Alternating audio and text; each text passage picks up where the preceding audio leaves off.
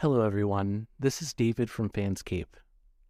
Thank you so much for listening to Blood and Venom. It means so much to everyone who has worked on both the show and the story it's based on. And thank you for joining us for the premiere of Blood and Venom Part 2, Shattered Reality. For this episode, our friends at the Morbid Forest were kind enough to let us play one of their episodes in the background. So before we begin the episode, I'm going to play the trailer, and I hope that you give their fantastic horror anthology podcast a listen. I've included a link to the show's link tree in the description so you can check them out.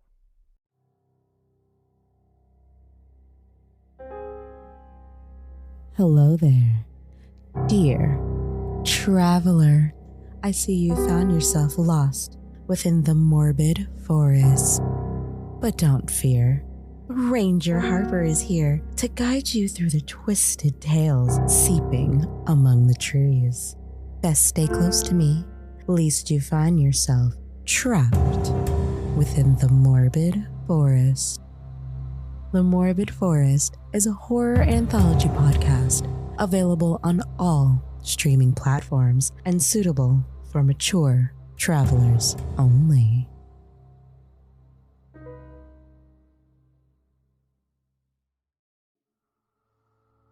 FanScape, a FanFiction podcast, presents Blood and Venom Part 2, Shattered Reality.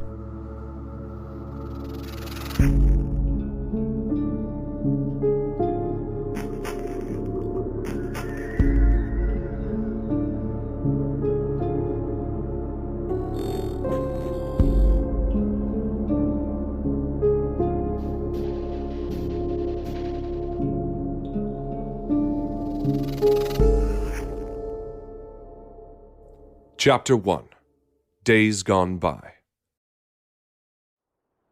So often are we guided by our devotion, our love, our affection, a bond that pulls us down paths not bargained. And when you find yourself alone as he casts out that bedeviling gale, how far will it carry you? It was early in the morning when the shrill cry of an alarm clock woke Lauren Jones from her slumber. The 26-year-old woman sleepily fumbled with the alarm, successfully putting an end to its annoying racket, and yawning as she sat up in bed. Blinking the sleep out of her eyes, she turned to look at the bedroom window and saw raindrops running down the glass. The sky was dark and gloomy. A light rain drizzled down from the overcast clouds, and every now and then, the rumble of distant thunder could be heard. Despite the bad weather and early hour, the city of Providence, Rhode Island was wide awake. The lights of the city shimmered through the early morning darkness, and the sounds of its population echoed in the streets below. Lauren might have grown up in a small, rural town, but she'd quickly come to view the big city as her home. She got out of bed and made her way to the bathroom, brushing her teeth and taking a quick shower before throwing on a pair of black pants and a gray V-neck, as well as a black necklace. While drowsily brushing her black, neck-length hair, she glanced up at her reflection in the bathroom mirror. She had an athletic build, and her skin still retained most of the tan she had gotten over the summer, contrasting slightly with her deep blue eyes. As she went through her morning routine, she glanced at a picture on the windowsill of herself with her two oldest friends, Caitlin Millens and Carl Ross. The three had been the best of friends since childhood, having grown up together in the town of Crystal Falls, Michigan. Kate was like a little sister to Lauren, and Carl may as well have been her older brother. They'd been inseparable until around Carl's 16th birthday, when his family moved to the town of Oakside, a quiet little village near the Rocky Mountains in Alberta. Neither of the girls heard much from him for the next couple of years. But then he abruptly came back into their lives with a strange tale of an investigation gone wrong. As his story went, shortly after moving to Oakside, he'd taken an interest in the case of Charles Masson, a local man whose son went missing under mysterious circumstances in the late 90s. He'd done a lot of digging into Charlie's disappearance, as well as the history of the town itself, intending to uproot the truth about the missing boy. However, when Carl's research led him to an old plot of land owned by the Matheson family, he uncovered something far worse than he ever could have imagined. Lauren had no way of knowing what he'd actually gone through at that farm, as it wasn't something that he wanted to talk about. As far as she knew, The only people who knew the full story were Carl himself and his doctors. But she had a hunch that Kate knew more than she let on. Her theory had some evidence to back it up, beginning with the fact that Kate was in a very similar situation. Up until the summer of 2009, Kate had been living a relatively normal life in Crystal Falls. It wasn't an easy life by any means, as her mother was bedridden with a mysterious illness, and her two best friends had either moved out of the country or gone away to college. But it was normal in every other sense of the word. Then, one night, she ventured into the abandoned Riverview Park, an enigmatic campground buried deep in the woods behind her house. And something terrible had taken place. Much like Carl, Kate refused to talk about what she'd gone through that night, but her experience ended up having a profound effect on her. She struggled with severe PTSD for several years, always claiming to see something watching her from the shadows, or waking up screaming in the middle of the night.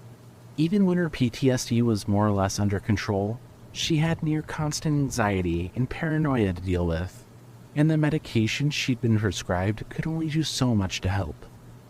Then, things took an even worse turn when her mother, Beth Hayes, passed away only a few months later.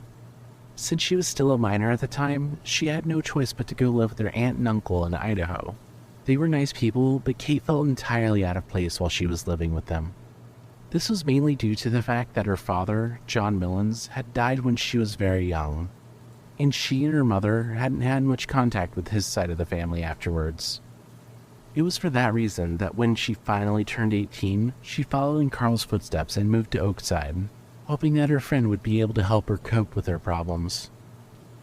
A lot of time had passed since those days in high school when Lauren would run track with Kate or watch scary movies with Carl, and she blamed herself for the distance that had grown between them over the years. College had kept her pretty busy back then, and prioritizing her real estate degree while her friends were struggling was something that she regretted every day. She would have given anything to go back and do things differently, but since she wasn't exactly a time traveler, all she could do was try to make amends for her mistakes. Lauren's interactions with the two may have been limited to messages and occasional phone calls for a couple of years, but she'd gotten back into contact with Kate a few months ago, and despite her childhood friend's initial hesitation, the two women had been rekindling their friendship ever since. They talked on the phone almost every day now, and since it had been a couple of years since they'd last seen one another, Lauren was planning to visit Oakside soon. However, while simply wanting to see each other again was the main reason for the visit, another factor was that she was helping Kate sell her house. A while back, Kate had told her that while she still liked the house, its seclusion was starting to damage her mental health after 5 years of living there. Knowing how long it had taken for Kate to recover from her trauma and not wanting her friend to go through more complications, Lauren immediately offered to help out. Soon enough, her firm had approved the arrangements and she was working as Kate's realtor. A couple of months passed before anyone took an interest in the house, and when that call eventually did come in, it was in the form of a surprising source. The woman in question had known she wanted to buy the home before Kate even gave her a tour of it, and within a matter of days, the house was sold. Kate was currently in the process of packing her things and getting moved in somewhere closer to civilization, which Lauren intended to help her with when she got to Oakside. All in all, things were going pretty well for her. She reconnected with her childhood best friend. Her little sister, Gwen, had just graduated high school and was planning to stay with her while attending a college in Providence, and she worked for a great company, doing a job that she loved. There was just one thing that was bothering her. When she and Kate finally got back in touch with one another, Carl had seemed less than enthused, as if he didn't approve of Lauren coming back into their lives.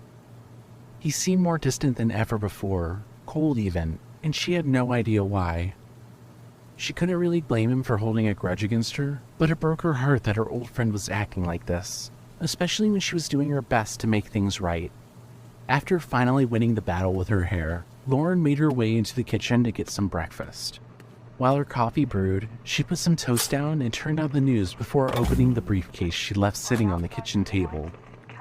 Her apartment was in a very big place, and truth be told, she probably could have afforded something a little more extravagant, but she liked living there.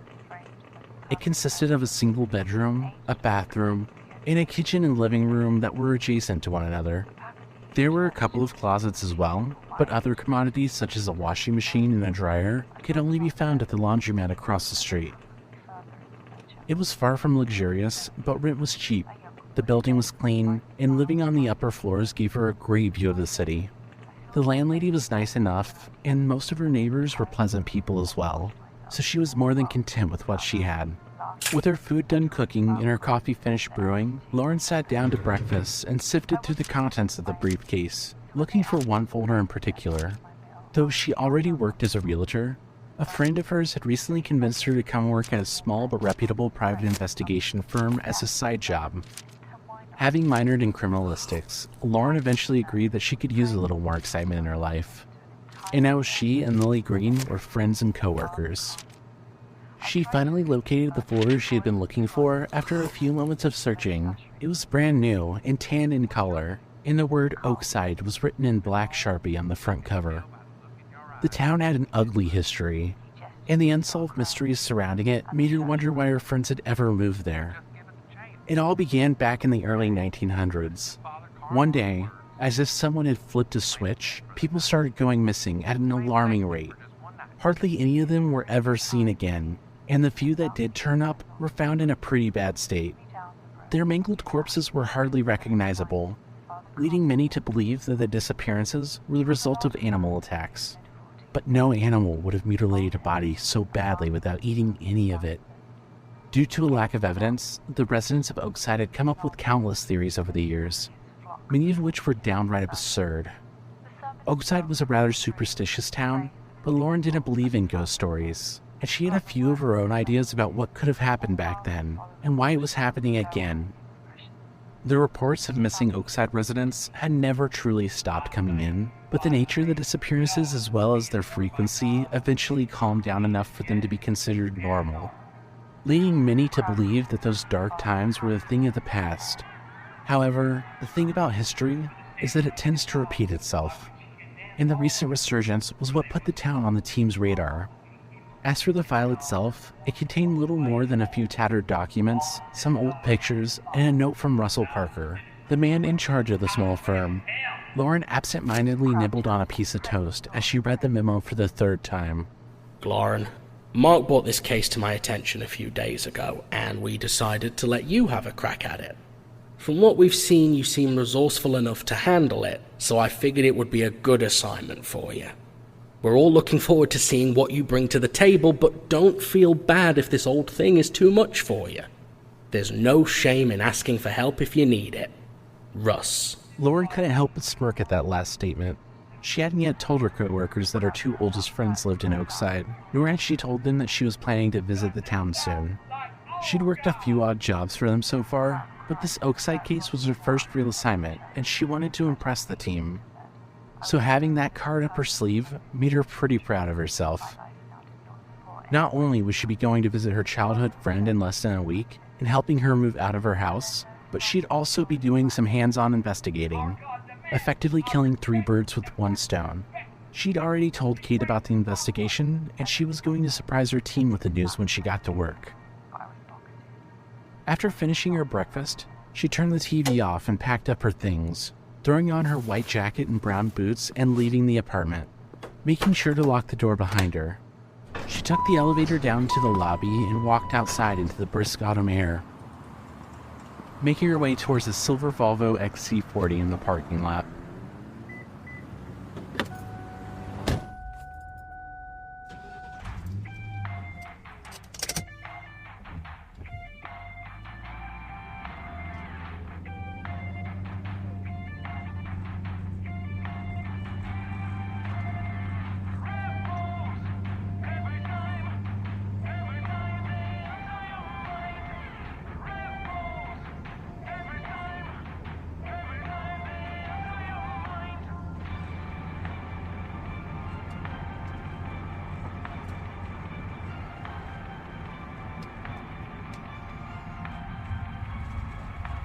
It wasn't a very long drive to the building that her team was renting office space in.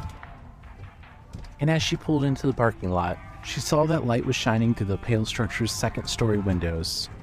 The brick building wasn't much bigger than her real estate firm and looked twice as average, with the only real difference being the gray color and multiple stories.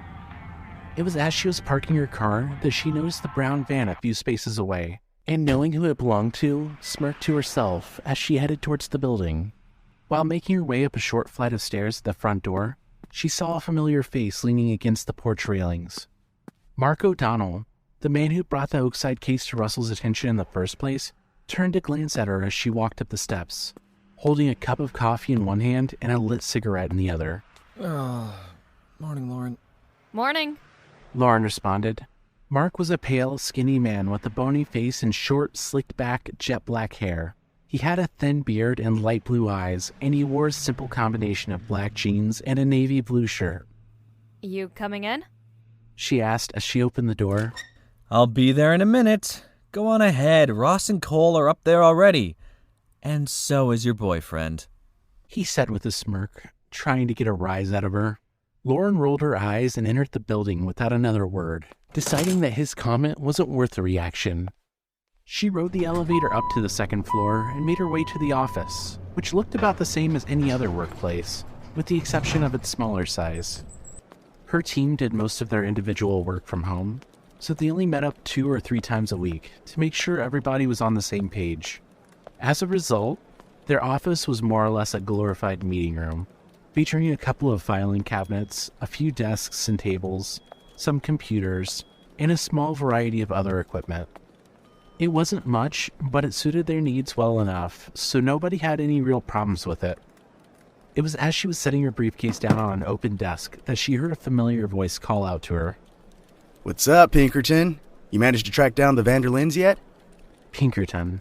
He'd been calling her that ever since she got this new job. Lauren refused to admit that she actually found it funny, but the look of amusement spreading across her face said it all. She looked up from the desk to see Aaron Carter approaching her with an envelope in his hand and a smirk on his face.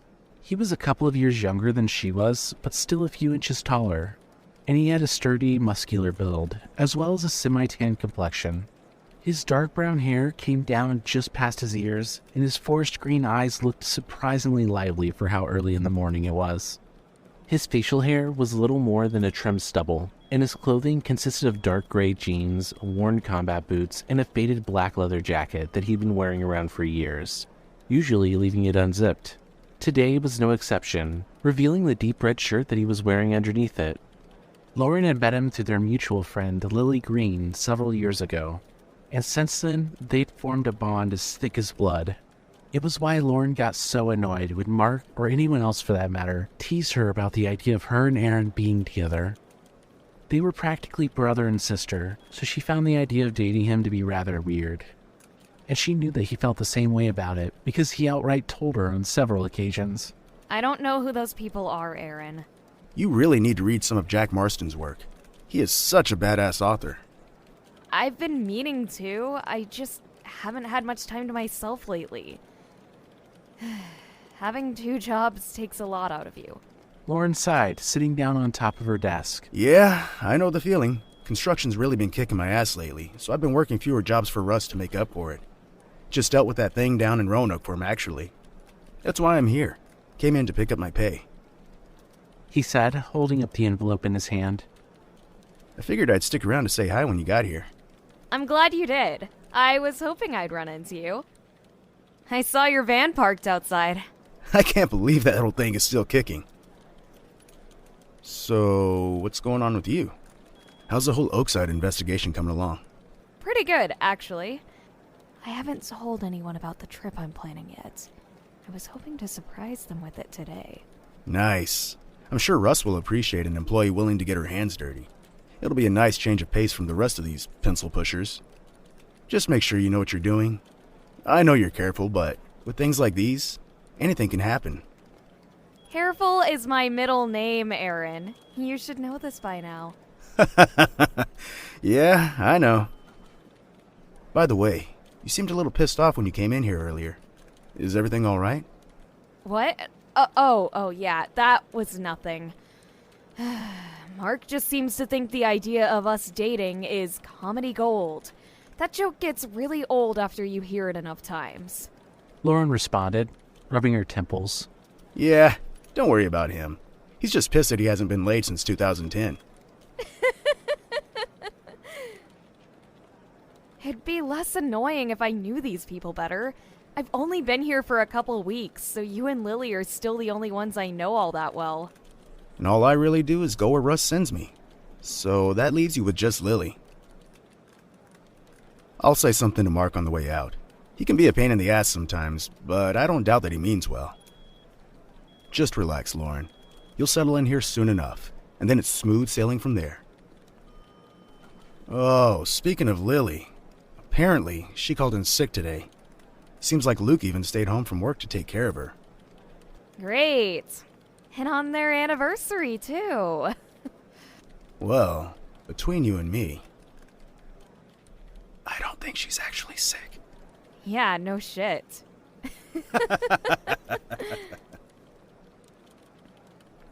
Anyway, I'd better get going. My real job starts soon, and picking up work from Russ twice a month doesn't exactly pay the bills. All right, I'll see you later then. Lauren said, standing back up as her friend began to leave. Hey, you're still coming to Gavin's bonfire on Friday, right? Aaron said, turning back around to face her.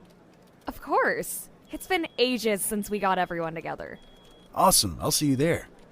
Bye! Lauren said as he left the office. She turned back to her briefcase and started unpacking the supplies she needed for the day, and it wasn't long before more of her coworkers started trickling through the door. Aside from Lily, she only interacted with a few of the people that she worked with, mainly Russell, Cole, and Mark. As for the others, she was barely on a first-name basis with them, but she was sure that would change as time went on. Soon enough, Russell was calling everyone to the meeting room to discuss their assignments. And as the minutes ticked on, Lauren started feeling a little nervous. She didn't necessarily have a problem with public speaking, but being surrounded by people she barely knew made her a little more jittery than usual, even if she knew what she was doing. Then, at long last, the moment of truth came. So, Lauren, have you managed to make any progress with the Oakside case? Russell asked. He was a clean-shaven man a few years older than her, with an average build, a fair skin tone, and short light brown hair. He wore a flannel shirt and dark blue jeans, and the questioning look in his hazel eyes didn't do much to help her nerves. His stepbrother, Cole Davis, leaned against a wall a few feet away from him with his arms crossed. He was significantly more muscular than Russell, as well as far more tan, and had a tattoo of a spiderweb on his right arm. His hair was short and black. His beard was carefully trimmed, and his eyes were nearly the same shade of blue as her own. He wore a black t-shirt as well as a pair of faded jeans, and he too was looking right at her. Cole helped Russell run their small business, and despite his more intimidating appearance, Lauren found it easier to talk to him than his older stepbrother. Russell wasn't an unkind person. Far from it, actually, but Cole was definitely the more laid-back of the two, while Russell tended to be rather business-oriented. That's why when she looked to Cole and saw his nod of encouragement, the confidence she'd felt back in her apartment finally resurfaced. Actually, yeah, I think I might have found something. She answered, getting everyone's attention. Really? That fast? Well, okay then, let's hear it. Without missing a beat, Lauren began her presentation. Since you're already familiar with Oakside and its history, I'll just skip to the important parts. She said, retrieving a few documents from the folder and passing them to Russell. The first thing I noticed was the victim pattern. Children and young adults seem to disappear way more than anyone else, but a significant amount of people older than that have gone missing too. Whoever or whatever is doing this definitely prefers their victims to be on the younger side. But that's only the beginning. Almost every victim was described as being hostile or on edge during the weeks or months that led up to their disappearance. They all showed signs of extreme insomnia, paranoia, and occasional aggression, and some of them were even driven insane before they were taken, which leads me to believe that they were being stalked by something. This is clearly the work of a person or people based on the description of the few bodies they did find. An animal killing and eating someone is one thing, but they don't usually mutilate bodies and impale them on tree branches. She said, shocking the majority of her coworkers with that last detail. You're definitely right about the source being human. I think we can all agree on that. Russell pondered, looking through the documents she'd handed him. The question is, do you have any idea who might be responsible? Not exactly, but I do have a couple of theories. Right off the bat, this case reminded me of the Bloody Benders, that family who killed a bunch of people in Labette County back in the 1870s. Now, I'm not saying that they're the ones behind this, but there's a definite possibility that something similar is going on here. It was a lot easier to escape the law back then, so there's a good chance that this is the same story, just with a different family of lunatics who are a lot better at staying hidden. It would explain why the murders suddenly stopped when they did. The authorities would have been closing in on them, so they would have had to go into hiding. That could be why people kept going missing every now and then after the original spree ended. They were picking people off from the shadows, keeping the family tradition in secret while they waited for a good time to make a comeback. But as interesting of an idea as it is, there's no proof that it went down like that. My second theory is that there's a copycat killer behind the more recent disappearances, and all of the people who vanished between the two killing sprees had nothing to do with either of them, which at this point is just as likely as the first theory. Or both of them are wrong and it's something else entirely. There's even a chance that this could be related to the Matheson farmstead, which is an old property that the locals are terrified of. Whatever happened there happened in 1905, which was when this whole thing was at its worst. But there's no way of telling whether it's related or not because the details of that incident were never made public knowledge. Now, all of that is just speculation, but I did manage to pinpoint something that isn't. I found something that the authorities overlooked, or didn't see any significance in at least. The only locations of interest during the investigation were certain patches of forest and mountain trails because that's where most of the victims would go missing. The interesting part is that when they found the few bodies that did turn back up, they found every single one of them in the same place. Oakside Park. People were vanishing left and right further out in the country, and I think that's why they overlooked what happened with the place. The authorities were so focused on investigating where the people were going missing that they never bothered looking into where the bodies were found beyond the initial recovery. What is Oakside Park, exactly? Cole asked from the other side of the room. It's a national park owned by the Albertan government. Back when this was all going on, it wasn't much more than a stretch of land where people would go hunting. But then in 1972, the city was given permission to turn a bunch of it into a campground, kind of like Yellowstone. The campground itself was operational up until 2008 when the city couldn't afford to maintain it anymore and had to close the place down. And it's been abandoned ever since. Here's the thing, though. They started talking about rebuilding the place recently. And right around the time those talks started, so did a new batch of disappearances. So you're saying there is a connection? Russell said, looking up from the note she'd handed him. Absolutely. There's no doubt in my mind that Oakside Park is connected to everything. I just need to figure out why. I still have a lot of work to do, but I know a lot more now than I did a few days ago. Her coworkers were thoroughly impressed, and a few moments of silence passed while Russell sifted through the papers she'd handed him, gazing at them intently. I noticed that you wrote a few things down about this local business, Coleman Mining. What's that about? Oh, yeah, as far as I can tell, the mines aren't related to the case. It just so happens that Coleman had a huge impact on Oakside, and a lot of people lost their jobs when they went bankrupt a few years ago. I only wrote it down because back in the summer of '85, they made a deal with Oakside Park Management that gave them mineral rights to one of the park's mountains. It's probably not important, but I didn't want to leave any stones unturned. A few moments of silence passed before Russell organized the papers and handed them back to Lauren. This is impressive, Lauren. This is very impressive. It's only Monday, and that's probably the best news I'll hear all week. And that's not all. Lauren said, beaming as she put the papers back in her folder. What if I told you that I have some friends who live in Oakside and that I'm planning on visiting them next week? I'm going to help my friend move out of her house, but I'll have plenty of time to look into the case while I'm there. The expression on Russell's face changed to one of surprise, and as Lauren caught a glimpse of Cole grinning at her from across the room, she heard her boss speak up again. You know, I never thought I'd see the day that a new hire came in and showed us all up. I knew I made the right choice hiring you. Amazing work, Lauren. Thanks, Russ. Lauren said, feeling more proud of herself now than she had in a long time. All right then. Now that we really have this show on the road, who's next? Mark, what about you? Have you found anything out about that cult activity in New Jersey yet? The ritual murder from a few weeks ago? No, not yet, but I'm getting close.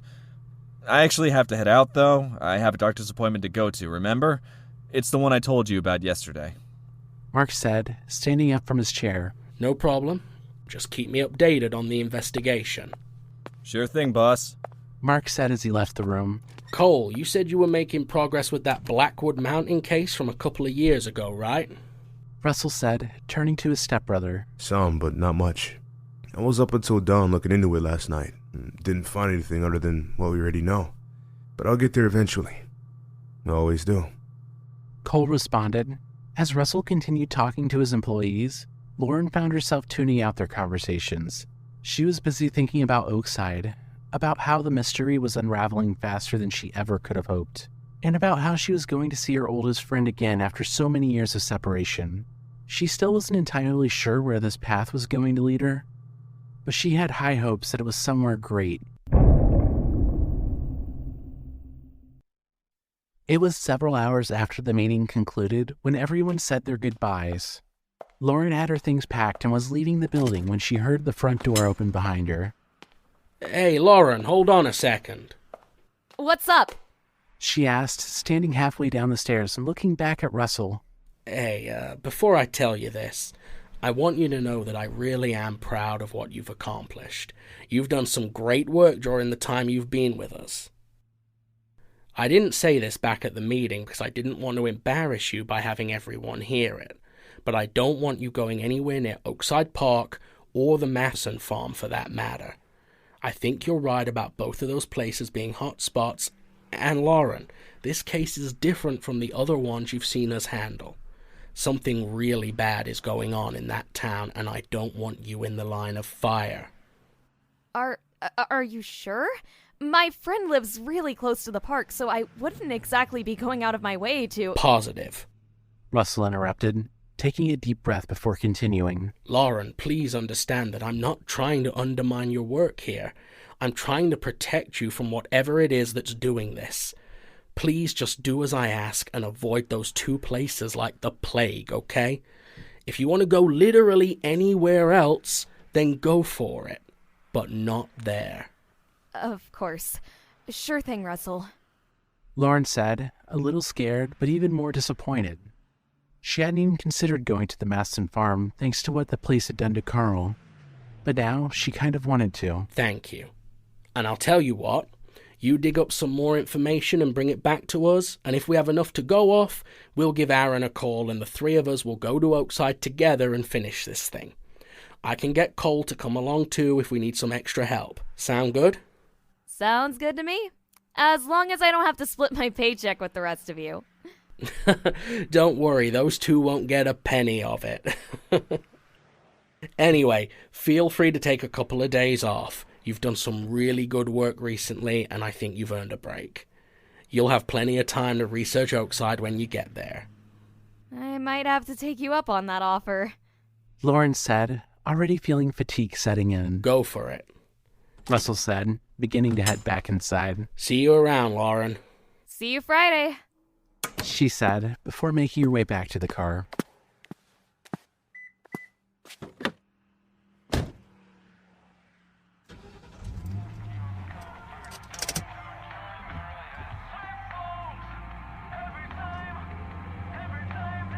The rain was coming down much harder than it had before, and only grew more intense as she drove back to her apartment complex.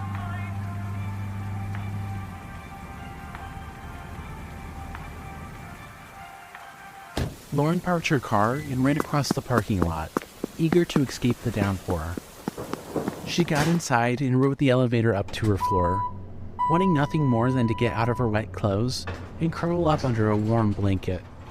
But things weren't going to be that simple. When she entered her apartment, she immediately felt uneasy. It was dark inside and an unusual chill was in the air. And she found out why when she clicked on the kitchen lights. The window to the fire escape was wide open, letting rain and cold air into her apartment. Lauren froze in place, her heart beginning to pound as she realized that someone had broken in while she was at work. She hoped that they hadn't taken anything valuable, and as she approached the open window, she noticed something sitting on her kitchen table. It was a sheet of printer paper with a few lines of text typed on it, and when she picked it up and read its message, she found herself wishing that something had been stolen instead. We have been watching you. Stay away from the town of Oakside. Turn your back on this job and let old mysteries die. If you proceed, you will not live to regret it. Lauren found it difficult to breathe as she read the note over and over. She felt lightheaded and unstable, grabbing hold of the back of a chair to keep herself upright.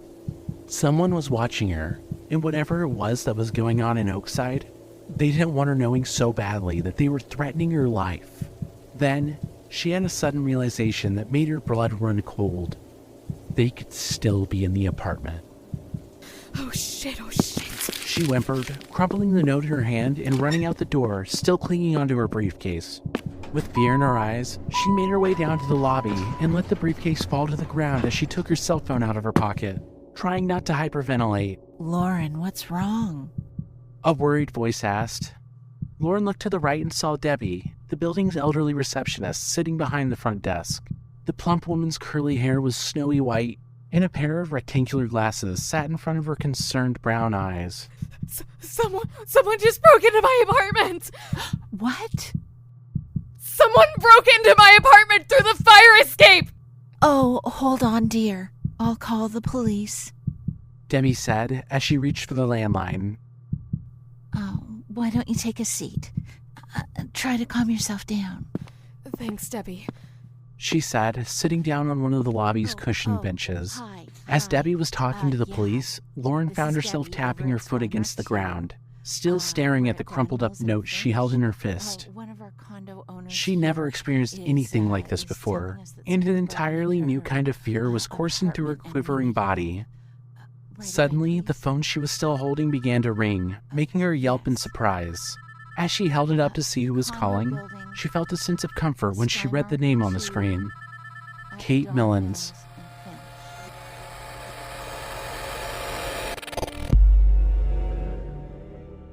Thank you for listening to Blood and Venom. Written by Arthur Faraday, under the username WoodMr13. Distributed on Archive of Our Own. Season 2 of FanScape has been funded by the Nevada Arts Council and the National Endowment of the Arts. Starring Aubrey Lima as Lauren Jones, David Klein II as the narrator, Matty James as Aaron Carter, Fredrick S. Gregory as Mark O'Donnell, Susan Robb as Debbie, Christian Thornton as Cole Davis. Guest starring Jamie Evans as Russell Parker, Harlan Guthrie as the introduction narrator. Intro and credits music created by Dylan Griggs. This episode includes a section of the podcast The Morbid Forest, Season 2, Episode 15.